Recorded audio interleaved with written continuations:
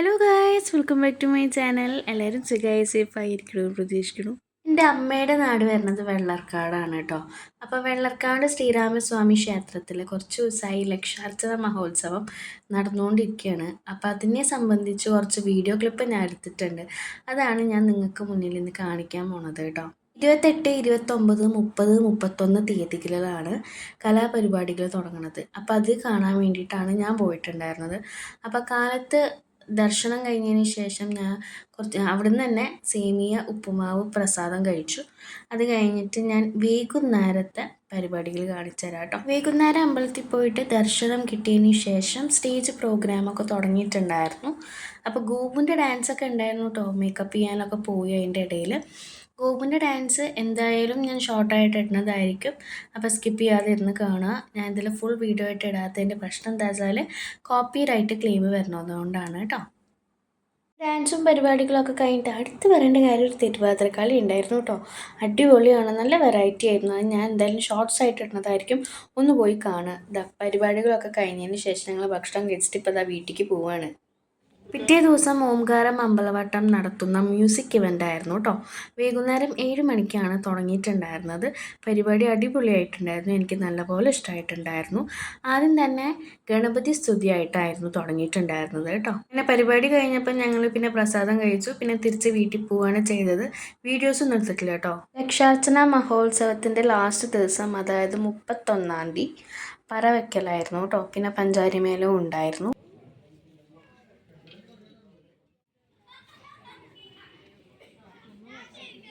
വെള്ളർക്കാട് ശ്രീരാമസ്വാമി ക്ഷേത്രത്തിലെ ലക്ഷാർച്ചന മഹോത്സവം ഞങ്ങൾ അത്രയും ഒരു ഉത്സവം പോലെ കേട്ടോ ആഘോഷിക്കാറ് ഇവിടെ.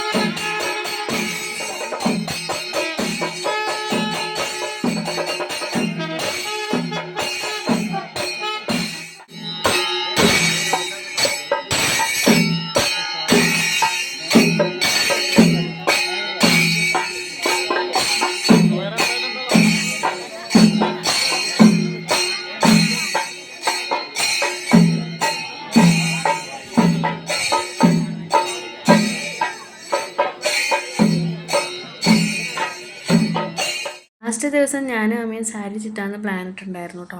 ഗോപുധാവണി. അപ്പോൾ അതിൻ്റെ ഒരു ചെറിയൊരു വീഡിയോ ക്ലിപ്പാണ് കേട്ടോ. അങ്ങനെ പറ ചെറിഞ്ഞതിന് ശേഷം ഞങ്ങളിതാ ഇവിടെ പടക്കം പൊട്ടിക്കണത് കാണാൻ വേണ്ടി നിൽക്കുകയാണ് കേട്ടോ.